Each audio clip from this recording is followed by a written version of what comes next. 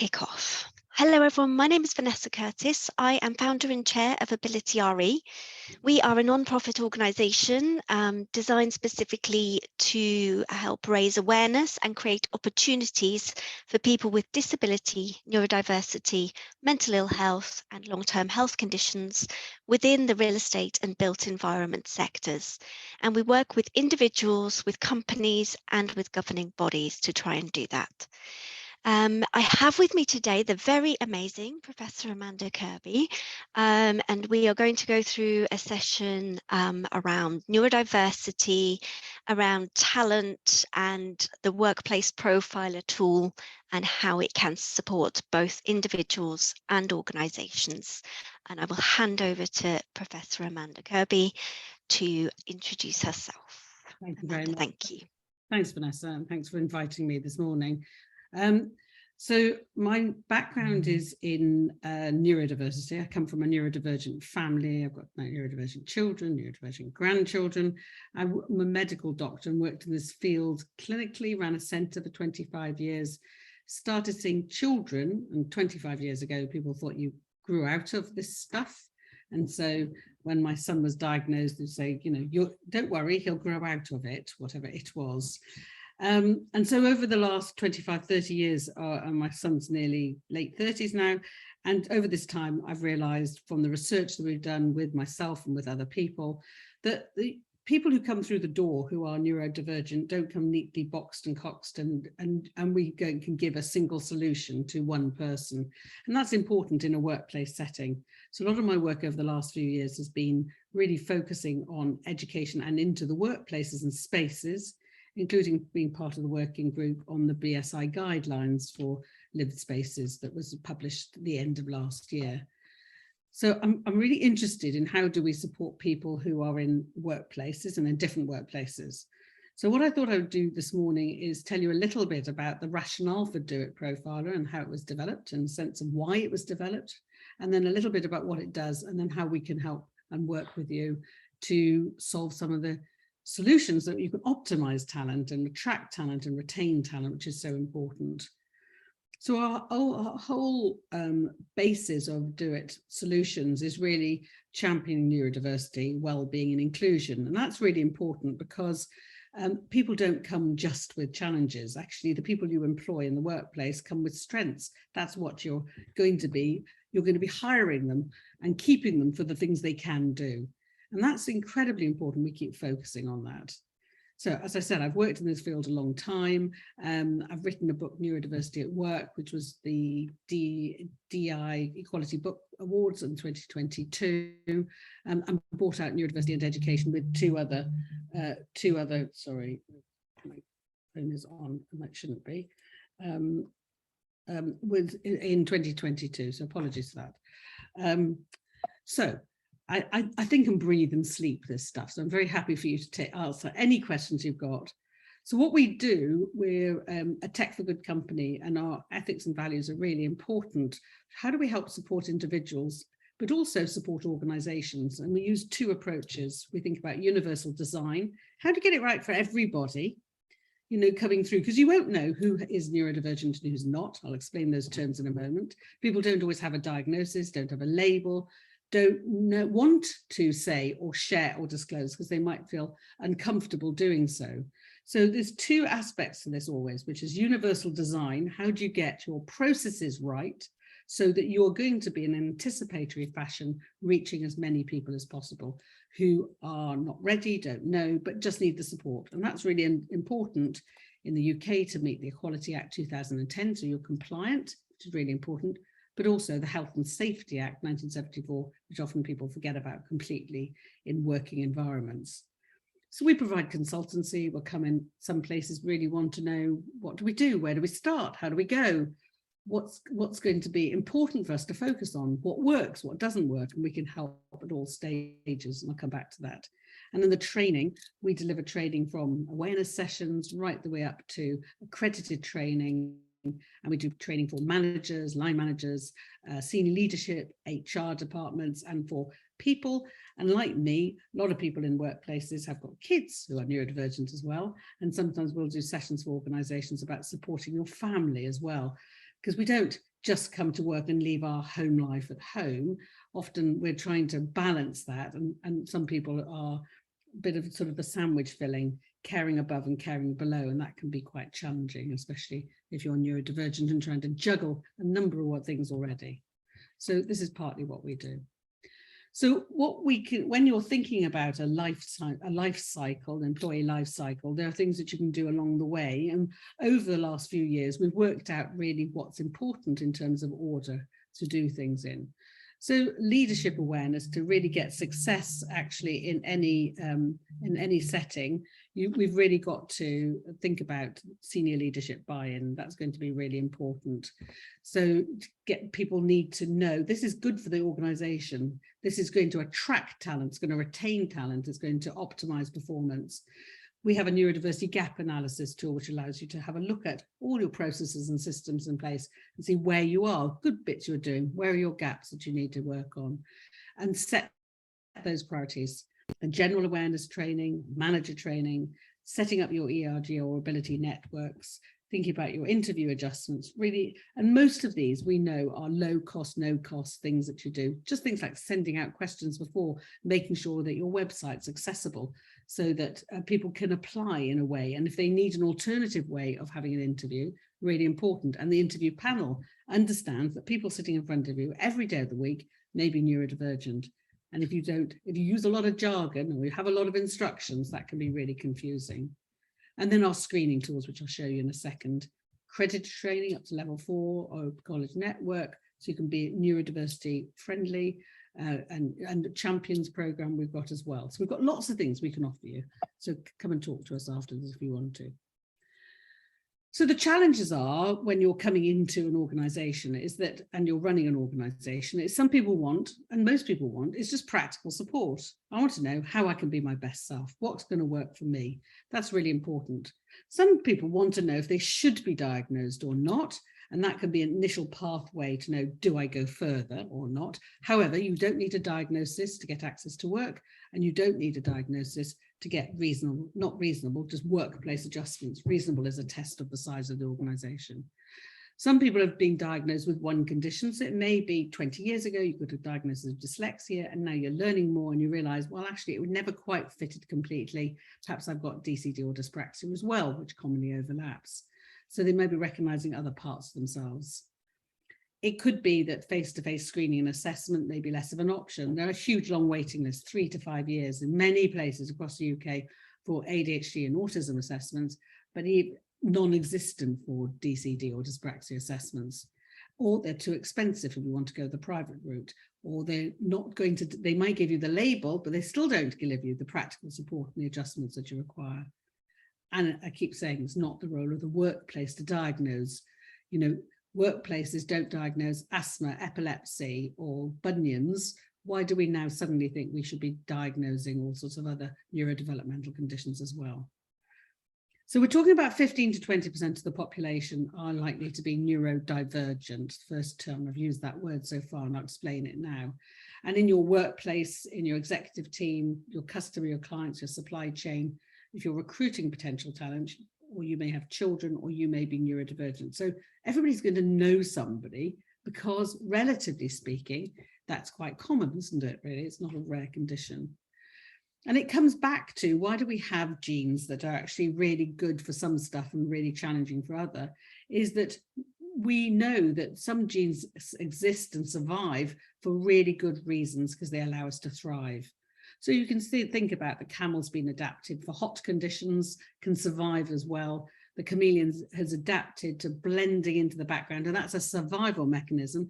And we've maintained that because it's a strength that has really important. And the same goes for us. So we're going to have neurodivergent spiky profiles. And if we capture the strengths, really good. But if we don't recognize the strengths or put the person in the right environment, that person's going to have barriers. So if I put the camel where a polar bear lives, that camel is going to die. And the same sort of goes for us. If we don't put ourselves in the right environment, we may have the strengths, but we can't utilize them. So neurodiversity is about us all. It's not about a condition. Sometimes in the US, sometimes it's really associated with autism, and it started from, some of that framing came from the autism spectrum autism lobbies and autism background, but saying that it's a social disengagement why people are not recognized for their strengths. So if you think that I need to look you in the eye and that's the social norm, if I don't, you think that I'm doing something abnormal. And this is where we can start to see, if you're expecting me to take notes in a meeting and I can't take those notes because my writing is really hard, then you're seeing that I'm less capable, even though if you gave me a computer, I could type really fast. So we sometimes don't thrive, we diverge because of social challenges and barriers that are put in place. So it's really important that when we're thinking about individuals in the workplace, two people with the same people are very different people. And that's really important. We have to move away from, here's the dyslexic package because they say they're dyslexic. Here's the autistic package because they say they're on the autism spectrum. Because it doesn't make sense, because the environment you're in, so perhaps if somebody's on a building site, that's very different from if you're working in an office or working in a storeroom, or you're working as a driver, or you're working as an architect. You're going to have very different needs in your adjustments. You can't say, well, you're dyslexic, here it is, because somebody might not have access to technology and other people might have lots of access to technology. So I just want you to watch this for 1 second. It's going to just take a second. Ever wondered if you are neurodiverse? This is not only a question for you, but for employers who ask this question, it's one of the surefire ways to send engagement, productivity, and inclusivity through the roof. To understand neurodiversity, it is helpful to imagine a bucket and some balls of different sizes and colours. Your brain is the bucket, no offence intended, and your different cognitive traits are the balls. The makeup of our traits is unique to us, which is why we all think, move, act, and communicate differently. Each trait is a ball of a specific colour and size. If you have lots of one type of trait, you will have lots of the same balls, in which case they pile up together. Sometimes, if there are enough balls, they can pile up and reach what is called a diagnostic threshold. When this threshold is crossed, someone is considered neurodivergent. It happens when there is more of one particular trait than you might expect to see, and means a person is recognised as having a condition. It could be ADHD, dyslexia, or something else. What the condition is will depend on the types of traits. So going back to neurodiversity, this neurodivergent threshold may not apply to you. You may have a variety of balls, but not a large number of any one type. Lots of cognitive traits, but nothing that would be recognised and given a name, even though these may be the same characteristics that in someone else are recognised. It's a question of degree. And some of the characteristics mean that people face challenges. Differences in the way they do some things may mean not fitting into what society considers normal or typical. For example, in the way they understand what's being said to them, or in how they focus on a task, which may contrast to what is normally expected. Whilst everyone is different, these differences are simply based on the mix of traits that most of us have. And so, to answer the question at the beginning of this video, we are all neurodiverse, but we're not all neurodivergent. So I wanted to give you that background because it's really important and goes back to what Profiler does really. So typically what we've done in the past is look at boxes. We've looked at, are you dyslexic or not? Are you dyscalculic or not? Are you ADHD or not?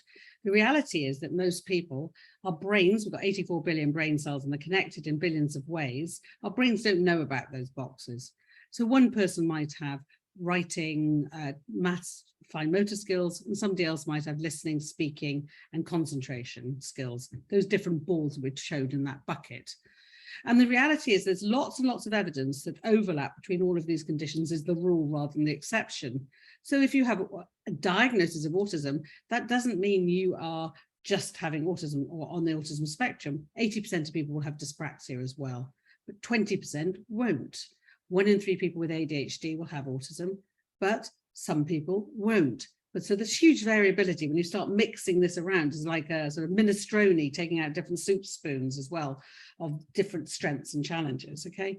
So that's really important because when we're thinking about in the workplace, not everyone's going to meet a diagnostic threshold, not everyone's going to have a label, not everyone's going to fit in a neat box, but actually adjustments are about people and not about labels. The other thing is Mental Health Week this week, Awareness Week. And what we say is you don't have one brain, you only have one brain. You've got a brain which has got the same sorts of neurotransmitters that are functioning both for mental health challenges, but also neurodevelopmental or neurodivergent traits and conditions as well. And we see much higher rates of conditions like anxiety and depression amongst people who are neurodivergent. And that's not a surprise. And we also see across a lifespan that our brains are changing. So although we are born with some of these conditions like dyspraxia and dyslexia and autism, we also, our brain changes throughout our lives. So we can change. It's like me needing glasses now. I never needed glasses till I was 40. 50, 60, 70, our hearing goes for a lot of people. So the way we think, move, process and act is going to change. So if you're in the workplace, you may need to consider putting adjustments in place because people will change. You could develop multiple sclerosis or develop Parkinson's, which would change and you would need adjustments. So while this is busy, and often we've thought of this deficit, disorder, disability, we're now trying to move to a much more strengths-based approach. And we're really thinking about how do we think about the universal design bit overall and being person-centered, not label-led, but thinking about the individual in front of you. So when you're taking a person-centered approach, we're thinking about the person, the tasks they're doing, and the environment they're in. That's really important. And Galway, who was a coach, tennis coach, talks about potential minus interference equals performance. And that's exactly what we want in the workplace. We want to optimize performance, look at somebody's potential and remove any interference that's stopping that happen. And that starts by really that inclusive practice, honing in on various areas across the way in terms of your recruitment and retention processes. And we can help you at all of these different points. And sometimes it's small things that make a huge difference. So it could be avoiding jargon. It could be making sure that you're checking for understanding in an interview. It could be that you're offering virtual interviews as well as face-to-face interviews. All of those things will make a difference. So we're talking about being universal design, but we're also thinking about being person-centered. And that's where Profiler comes in. What it is a web-based screening assessment tool that sits on a platform, on a secure platform. It's on Microsoft Azure, and we have Cyber Essentials Plus certification. We take security very seriously. It's an accurate means of capturing an individual profile, and it's person-centered and developed in the workplace. And actually, in some workplaces, we've further developed it. So we've got a police service, a fire service, where we contextualize it even more, because the guidance is depending on the environment you're in and the tasks and the language you use as well. An easy to read report with workplace and wellbeing guidance. Well established, we've been working on this for many years now, refining it and honing it and making it better and better and getting feedback from the people who are using it. And it's used by large-scale organizations and small, so we can screen thousands of people, or 50 or 10 or 1. It's evidence-based, and we've got a lot of the research to back that up. And it takes what's important to me, a person-centered approach, and gives you instant practical guidance and adjustments. And importantly, it's strengths-based, which is really important. So it can provide you with information for the person and for the line manager. It's an adaptable, as I said, and we can further adapt it. We're just going to start with one organization to do even more fine-grained for people working in the warehouse compared to people working in administration. We're really going to go to that next stage, which is really exciting. It's used by, as I said, all sorts of organizations, and it's translatable. So you can have it translated into multiple languages as well, if that's appropriate. Now, when you go in, we have folders and we have folder descriptors. When somebody comes in, they watch an introductory video after they've consented to come in. They see an introductory video, which helps the user look at the accessibility features. And we have a variety of accessibility tools plugged in. So you can change the color, the font, the background, and also it can change and translate to other languages as well. I've also put, sorry, the pictures of me here, but I put videos of to explain, because what we're trying to do is all the way through is to take people through and go, this is why we're asking you this. This is how to help you. This is what this is going to do. So we're trying to make it as self-service as possible.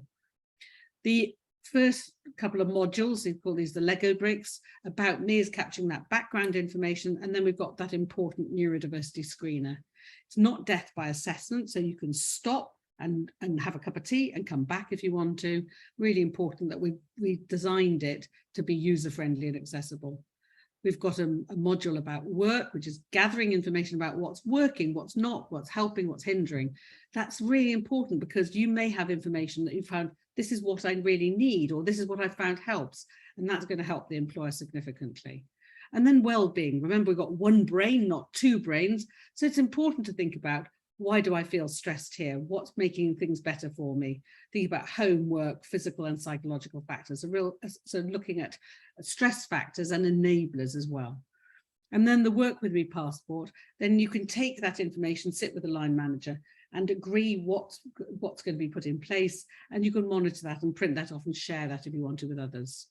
So the work with me passport pulls some of this together, things to know about me. And it's not just for neurodiversity, it can be used across all health conditions. What environment do I invest in? What do I need? My communication preferences, and any further information? Are there any policies or training that I need some help with? Are there some tools that are going to help me? And then that's signed with the person and the manager. Now the profiler report looks, as I said, strengths and challenges. We give some background information about it, and depending on the person's responses, you'll get a picture of a spiky profile. But then what's important, you're going to get a picture, remembering your brain doesn't put people into groups, put your strengths together and your challenges together. And if you click on any of these, it takes you directly to strategies, which can be used for your adjustments. And then if you want a bit more help, it goes down to a list of resources, depending, which are personalized, only depending on what you presented, and then provides those as well. So that next layer down. So it provides a lot of information, but it's personalized for you. That picture up here will be really dependent on your spiky profile of strengths and challenges. Everybody's is going to be different. And then the wellbeing report, again, looks at your overall factors, because it could be 6 months ago something's happened, and only now that you're feeling like you're not coping. Maybe you've moved house, maybe somebody died close to you, something happened, but today you're not coping. And understanding the different factors, and also what you feel when you're becoming stressed, is really important. So we're trying to think about proactively helping people to be best, and again provides practical guidance and lots of resources as well. And then the about work, again, looks at what is helping, what's hindering. So you can use these modules. You can just use the about you and the neurodiversity screener, or you could use these other support modules as well. So what we tend to have is like a 5-step process. If somebody's using the profiler in the workplace, you start with the screener, you review and consider the strengths and challenges and decide on the strategies, complete the about job to consider what's worked and you've got current needs, the optional well-being, and then agree the workplace passport. So this is a stepped process to take. Needs very little training at all. It's self-service, up and running. And if you're a company, we set up a management dashboard, so you can set up departments if you want to, or across countries, and you can pull all of that data, which can inform what you want to do to help an organization in the future. So you can set up the groups, and you can pull the data instantly in different formats to know, well, actually, I understand the communication preferences within my team. That might be very important. Not to know Johnny and Jack and Jimmy do this, but no, in my team, 30% of us prefer communication this sort of style, and have that discussion amongst the team. So it's often used as a team level as well. So the key factors are branding. You have your own branding. It's secure on site. We have Cyber Essentials Plus, scalable and adaptable. The registration fields can be geared. We can adapt it to specific sectors as well. And as I said, it's accessible and translatable. And we can also put links into your resources and processes as well within your organization. It's expertly designed, I think so, and it's minimal training. And as I said, it aids well-being. We're not just thinking of neurodiversity over there and not thinking about being inclusive. So we can help you at all stages. I'm going to just pull things together, and then I'm happy to take some questions as well from you. We're constantly looking at what's the state of play, what do people understand, where is their training needs. In March this year, I published a report with the City and Guilds Foundation, the first UK Neurodiversity Index. The report is out. We're going to have a series of further activities to expand on what we've learned in that, but the headlines are in there. Go and read that. Because what it tells you, it starts to get you to think about where are you in your organisation and what can we do to help and support. This is a 10-point plan to create a neuro-inclusive strategy that we can help you elicit, starting with senior leadership buy-in, conducting your audit, looking at your neurodiversity policies, providing training, putting those adjustments, getting your ERG group. And we've launched a neurodiversity champions program, which fits very much with the sort of mental health first aiders program. So we can link that in if we've got that in place. As I said, we can set up all stages, setting up ERGs, making sure they're safe, making sure champions are not overloaded. We've seen some people set up an ERG or ability group, and then everybody comes to them with all sorts of problems, and it becomes overwhelming because they are the one that seems to be the one with the knowledge. But actually what they may have is knowledge about themselves. It doesn't mean they're experts in neurodiversity or neurodivergence. And those web-based screening tools. And so we've got that HR program. We're going to be launching a HR masterclass program in the end of June. So if you want to know more, let me know. And we deliver things from awareness training, e-learning and accredited training, the champions program, the masterclass, a whole range of training we can do. And you can become a neurodiversity friendly organization as well by doing the e-learning courses. More information, go to Do It Profiler. We've got a website with lots of information. I publish every week, virtually every week, a newsletter on LinkedIn. This week it's on neurodiversity and mental health, because it's mental health first aid. Last week, I think I talked about bullying. We've talked about talent and leadership and being a parent. And I always try to bring as much evidence base as possible and links to useful resources. So go there, there's about 200 newsletters up there that you can dip into if you want to. Okay.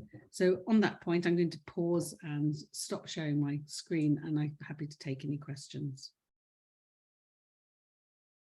Oh, you're muted, Vanessa. Apologies. Technology. It's great when the person remembers to unmute themselves.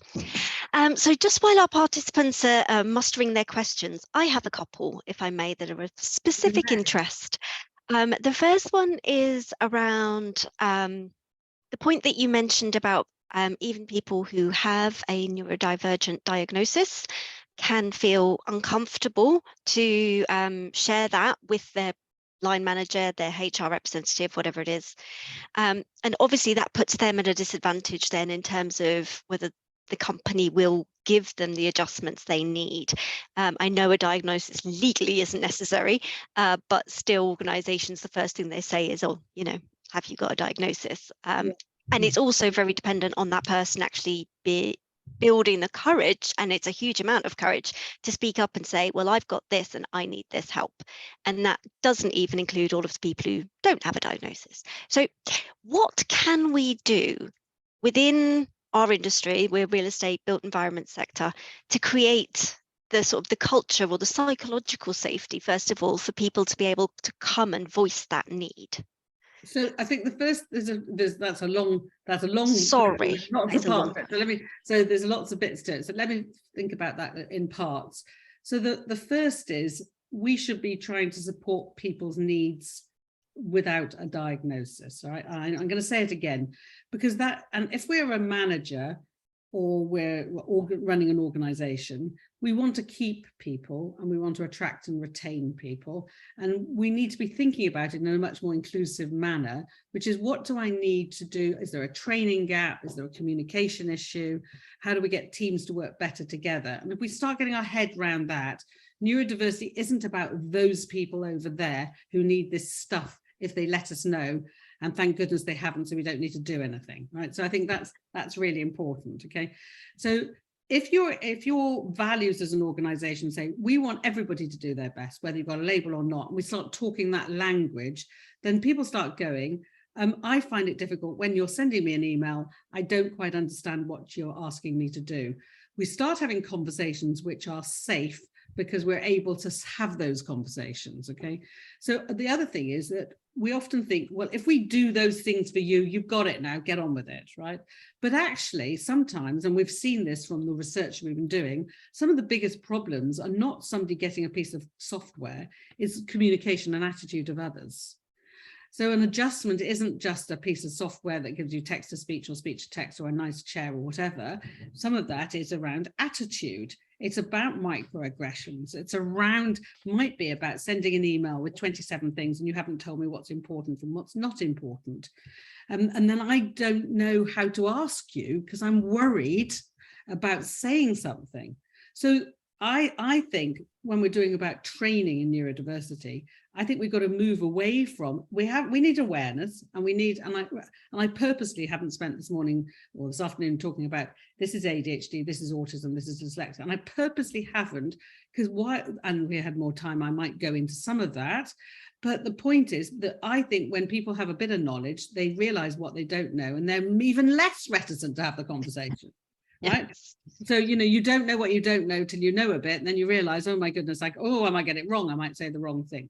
So the first thing is, I think, for organizations is let's have more open conversations, that all of us have strengths and challenges.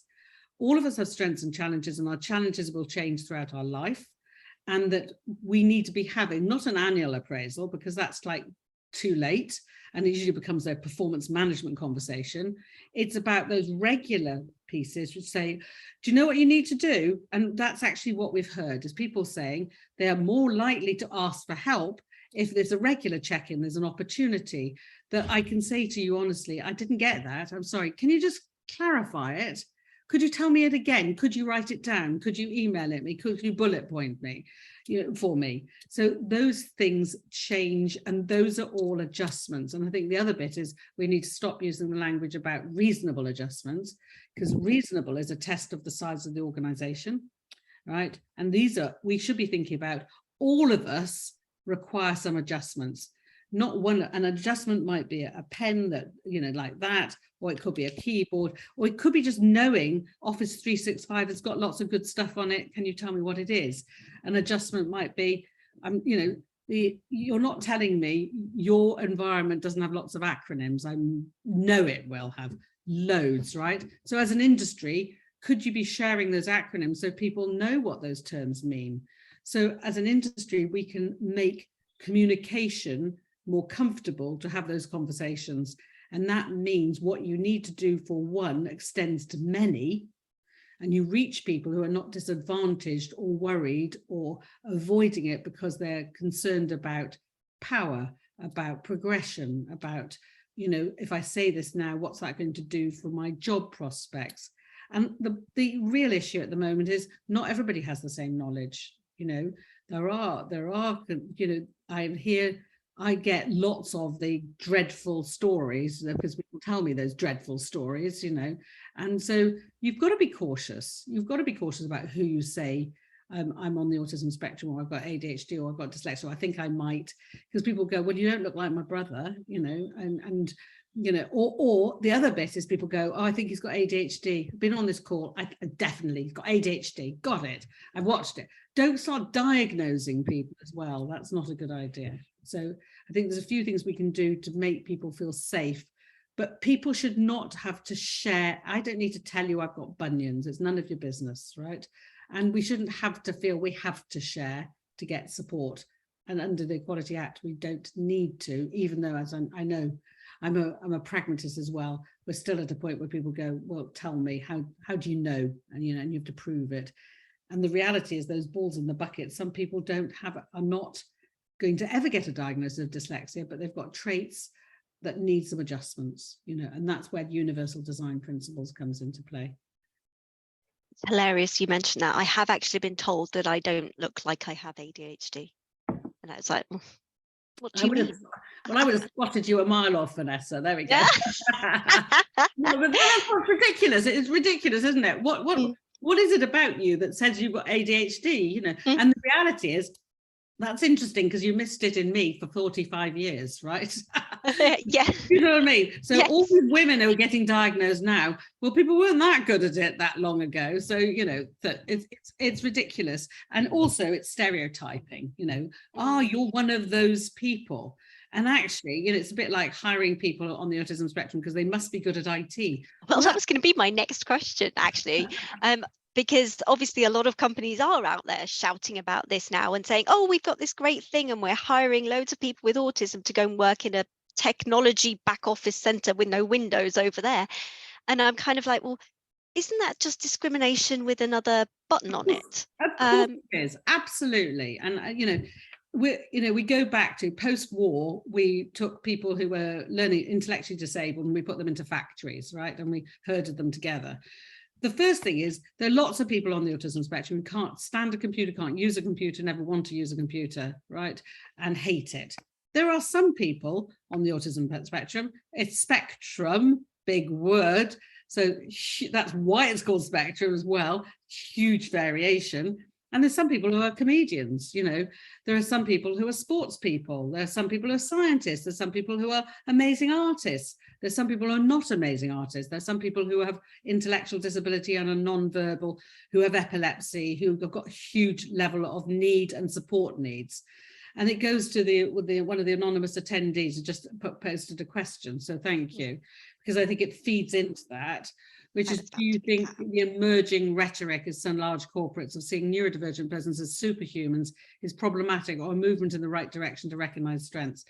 Yes and yes. Okay, so I think in fact last week I did, if you want to look at super, I did my newsletter was all about super, right? So and I spent a lot of time thinking about it, because there are some people who are super smellers, super seers, super hearers, super maths. My grandson is an amazing mathematician. Okay, he's 9 and he's doing PhD in maths, sort of off the scale stuff. Now wow, and I keep touting him because I'm going to get him a job soon, because he needs to go out and get some work. but the point is that he's got parents and he's got me that recognize at a young age that he also has ADHD development, a number of different labels as well, right, around neurodivergent labels. He's got a support in school. He's been identified and he's got support in school. And now that school recognizes the things that he's very good at, but they also recognize he's got challenges as well, that he needs some help and support. He's fortunate, right? So when we've got the super talent narrative, there's lots of people out there that don't know that they're really good at this. So how do you know you're an amazing musician if you've never had access to a piano, right? How do you know you're an amazing artist unless you've got access? So there's lots of people out there who've got skills, and some people don't have super skills. There's people in Tesco's pushing trolleys, there's people in an office, there's people, all over the place who are getting along and have got some strengths, but not super strengths, and some challenges, not super challenges. And we've got everything. We're a messy human race. Now, I think it's more about, that's why the universal design process is important, because it's about saying, I'm going to try and make sure that I'm not putting off people getting to get recruited because my recruitment processes are not inclusive. So it could be, I had one organization that was checking out CVs because they had spelling errors. So are you throwing out everybody, even though you've got proofing software that can't spell, and it's not a proofwriting job, right? So let's just be mindful of who could we be losing because of our recruitment processes. And I think we don't need those, very narrow hiring programs. I think actually we need better hiring processes which are inclusive and means that people have an opportunity to showcase their talents. So for instance, in an interview situation, somebody might have developmental language disorder, receptive language difficulties, where you're trying to decode information and you need longer to process it. In a classical interview situation, you'll be asked a question and people go, oh, she was quick to answer the question, right? Oh, she's really good. She came back with the answer straight away. Some people need a long time to process it. And actually in the workplace, most of the time, we're not being judged, for being how quick we answer. We're being judged for what we say and whether it's valuable. But in an interview situation, we're judged on speed, even though we're not an air traffic control and we need to respond very quickly. We might be a researcher where we need to have critical skills and reflective skills. So I think we've got to be smarter in how we hire and how we retain. And then we don't need that because we're actually then opening the doors and being fairer to more people to be able to show their talents. And that starts in school as well. We're going to start upstream as well. Okay. And just following on from that, please do, everyone, by the way, if you have any more questions for Amanda, stick them in the Q&A box. Otherwise, I'm going to keep talking because I have ADHD. It's my excuse. Following on from what you were just saying about the kind of the hiring stuff, one of the biggest things I've noticed within real estate and the built environment, obviously, there are a lot of professional accreditations in that bucket, you know, surveyors, architects, that kind of thing, planners, and they all tend to have big sweeping generalization, but there is a tendency to have very generic job descriptions where we look for people who are basically perfect in every way, you know, and have all of the skill sets, and every single one of them says, oh, must have a degree, and that kind of thing. And then also, even though they say we want different talent and different strengths, we tend to look for people who ace everything. How can we get people to actually step back and go, actually, I'm looking for a researcher. What does a researcher need to be able to do? You know, they don't need to be a brilliant verbal communicator. They don't need eye contact. You know, how do we get that step back to what is the actual skill set for this particular role, rather than people taking those boilerplate job descriptions and just shoving them on the internet? So the first thing is, I think there's some key things we can do. One is really thinking what is actually essential. Stop putting desirables, right? Because desirables are just like an add-on of various things you'd like, maybe, if, you know, and also allow you to go, well, I asked you to do all of these things and stuff, right? So they're a cop-out in a way. So I think the first of all is shorter. Describe the organization and what it is and what you're going to be doing a little bit more as well. So, you know, the description. What's going to be the first 3 months? What's it going to be like there? Look within your organization and say, look, are there some people here who don't have degrees? They got in, they slipped in 30 years ago, and they do the job really well. And does that tell you something, that you don't need a degree? You might need experience, and really think about, what is it about this job? Is it a good communicator? Is it somebody who's very organized? And what does very organized mean? Don't use words like multitasking, right? Try to avoid that as well. What is a multitasker? What is somebody who's flexible? Does it mean they can bend backwards? You know, so be careful of the words that you use. And I think sometimes, as an industry, it might be interesting, isn't it? An industry review of job descriptions, because I think we are inherently lazy, most of us, and we'll cut and paste. You know, I've done it myself in the past, you know, cut and paste from something else and then amend it. And it's a bit like Chinese whispers in the end. It has no meaning or sense from where it started, you know.